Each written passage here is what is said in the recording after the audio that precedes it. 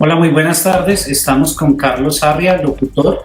Él tiene una historia bastante particular, muy al lugar con lo que estamos viviendo ahora en medio de esta pandemia, del encierro, las sensaciones que puede dar. Y pues aparte, en medio de esa coyuntura, él tiene una historia que a todas luces puede ser positiva, un ejemplo o una iniciativa a través del podcast. Y por esa razón saludamos a Carlos Sarria. Carlos, buenas tardes, ¿cómo está?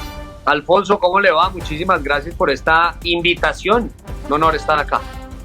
Para poner en contexto a la gente, ¿quién es Carlos Sarria? Bueno, Carlos Sarria, yo trabajo en RCN Radio, trabajo en una emisora que se llama la FM.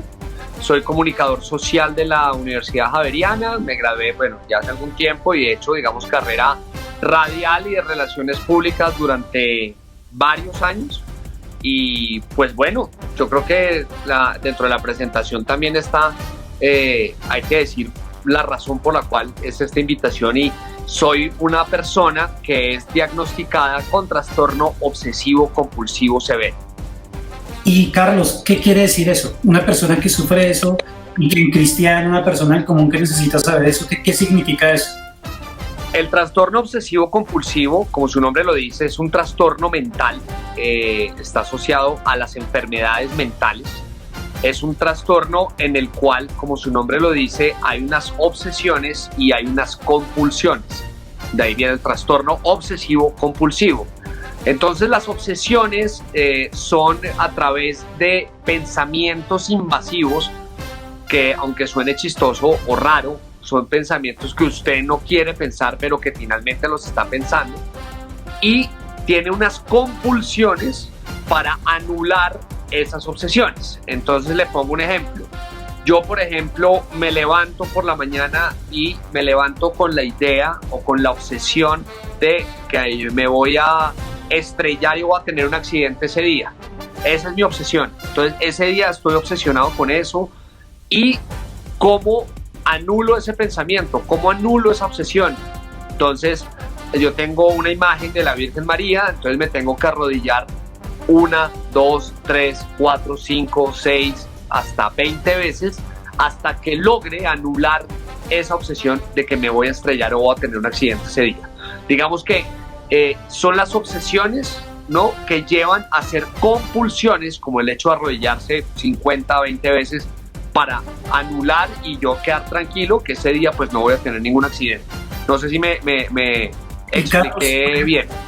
Sí, señor. Una pregunta: ¿cómo una persona como usted empieza a darse cuenta de eso? ¿Se nace con eso o usted mismo nota comportamientos que son anómalos? ¿Usted es consciente de que está incurriendo en esa anomalía? ¿Cómo funciona eso? Yo me di cuenta niño, muy niño, porque yo siempre he contado esta historia. Uno yendo para Girardot, mi papá tiene una casa en Girardot, y yo cuando era niño íbamos viajando y hay una parte en el Boquerón, que es un sector, un sitio pues por donde uno pasa para ir a Girardot por la carretera de Melgar, donde hay un Divino Niño. Y yo, antes de pasar al frente del Divino Niño, como íbamos cada 8 días, pues yo ya sabía dónde estaba exactamente el Divino Niño. Yo empecé a darme la bendición porque pensaba que si no me daba la bendición me iba a ir mal en el colegio, ¿no? Yo siempre he sido muy religioso, soy muy religioso, y también en ese momento pensaba, si yo no me doy la bendición delante del Divino Niño cuando estemos pasando, o sea, tenía que sincronizar la pasada en el carro con la bendición exacta, o si no tenía que dármela 50,000 veces. Ahí fue que yo ya empecé a pensar, oiga, hay algo raro, pero no le paraba muchas bolas, simplemente era darme la bendición para que no perdiera materias en el colegio, ¿no? ¿Y le dio trámite o le pareció algo que simplemente una anécdota, o se acude a un médico? ¿Qué se hace en esos casos? No, yo no dije nada y lo seguí haciendo. A veces me funcionaba, o sea, uno dice como, pues lo mejor para que uno le vaya bien en el colegio pues es estudiar, no es darse la bendición 70,000 veces, pues, pero para mí digamos que me funcionaba en ese momento. Yo no dije nada porque para mí en ese momento de niño era normal que uno hiciera eso, o sea, era normal que venga, pues voy a rezar para que me vaya bien, entonces me va bien y listo, ¿no?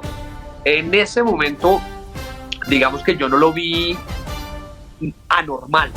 yo no lo vi como algo raro. Yo dije, uno reza y le va bien. Con el paso de los días y cuando fui creciendo y cuando ya me di cuenta que sí era un problema, porque yo ya, digamos, tenía tantas obsesiones en mi cabeza con relaciones con novias, con la universidad, incluso en el colegio ya más grande, ya en 11, décimo, y las obsesiones eran tales que yo ya pues, me pegaba para que los pensamientos se fueran, o sea, ya era rompía cosas en la casa, ya era una vaina complicada, o sea, ya no era darse la bendición 20 veces y ya, porque finalmente pues eso no le hace daño a nadie. Ahí yo me estaba haciendo daño a mí mismo, rompía cosas de la casa, entonces ahí fue cuando yo ya dije, yo ya tengo alguna cosa, o sea, estoy seguro que yo ya tengo alguna cosa. Y en ese, okay, pero digamos que en ese orden de ideas, cuando ya identifica que tiene una cosa y una pregunta con el mayor respeto, yo creo que si eso le pasa a otra persona dirá, me estoy volviendo loco. Entonces, ¿cómo identifica Carlos Sarria que no se está volviendo loco, pero que sí le está sucediendo algo? Una persona que por ejemplo esté escuchándonos o viéndonos, ¿cómo identifica, hey, no es locura, te está pasando esto? Curiosamente, yo decía en ese momento, y lo digo a veces como a manera de chiste, oiga, yo, de verdad, yo soy loco. Y mis amigos me decían, esa es la diferencia. Usted está loquito, me decían a mí. Usted está loquito, usted está loco. Pero para mí la locura, no, es decir, pues yo no soy psiquiatra, no sé cómo definir la locura, pero investigando de muchos al respecto, claramente no es algo normal. Y la palabra locura se puede cambiar, digo yo, por la palabra trastorno, ¿no? Entonces hay más trastornos porque locura, por ejemplo, sin ser psiquiatra, repito, pues yo no soy experto, yo no estudié psiquiatría, ni soy médico, pero para mí la palabra locura tiene otras connotaciones que de pronto la locura no podría hacer que una persona se comporte de una manera normal, que pueda trabajar, que pueda estudiar, que pueda tener un matrimonio, sino que ya tiene otra connotación un poco más grave de lo que puede llegar a ser el trastorno, digamos, pienso yo, ¿no? Aclaro que yo no soy eso, pero entonces digamos, pero sí, claramente tengo algo, o sea, es decir, claramente tengo alguna cosa, o sea, es un trastorno que no es normal, y no es normal tenerlo, ni tener los comportamientos como los que yo tengo, cuando fui diagnosticado además con un trastorno obsesivo compulsivo severo, ¿no? Digamos que en el marco de eso, cuando lo identifica, hay un tratamiento y sí. De paso, la segunda pregunta relacionada con eso, aparte de ese tratamiento médico, por así decirlo, casi que su mejor terapia ha sido la creación de un podcast que ha resultado ser un éxito. Hábleme un poco acerca de esas dos cosas, por favor. Bueno, el tratamiento psiquiátrico, como cualquier tratamiento psiquiátrico, pues obviamente es a base bueno, tiene, por supuesto, recetan pastillas, recetan algunos remedios. Yo también hago terapia natural, ¿no? Y hay también, paralelo a las pastillas que uno le pueden recetar o la medicina que uno le puede recetar para este tipo de trastornos, también hay terapias conductuales que ayudan mucho a la obsesión y a la compulsión. Un ejemplo, si usted cree que tiene que repetir 50 veces la parqueada del carro porque si no le va a pasar algo malo, esas terapias conductuales hacen que usted parquee una vez, se baje, no lo dejan acercar más al carro y usted se va dando cuenta que no pasó nada.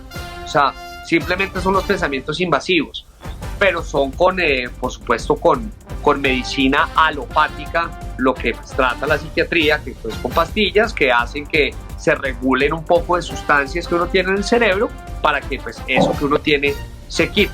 Siempre lo he dicho, me parece que digamos el tema de la medicina psiquiátrica hay que tenerlo con mucho cuidado y eso no es un juego.